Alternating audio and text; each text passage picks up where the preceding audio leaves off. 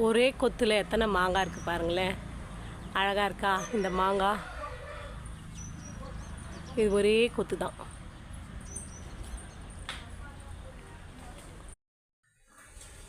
Friends, சுண்டக்காய் செடி இது. சுண்டக்காய் செடியில் நிறைய சுண்டக்காய் காய்ச்சிருக்கு பாருங்கள்.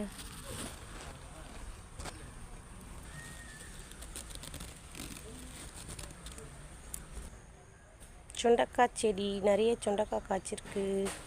எங்கே பாருங்கள், சுண்டக்காய் காய்ச்சிருக்கு, எங்கே காய்ச்சிருக்கு. இது முள்ளு செடி. சுண்டக்காய் சுண்டக்காய். ஃப்ரெண்ட்ஸ், இங்கே பாருங்களேன், 2 அணில் 2 இடத்துல மாங்காய் கொந்தி சாப்பிடுது. அழகாக இருக்கு.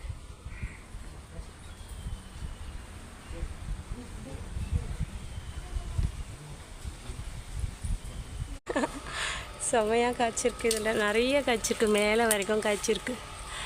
இங்கே பாருங்கள், மேலே வரைக்கும் கொத்து கொத்தாக காய்ச்சிருக்கு. இது சின்ன மரம் தான், ஆனால் நல்லா காய்ச்சிருக்கு.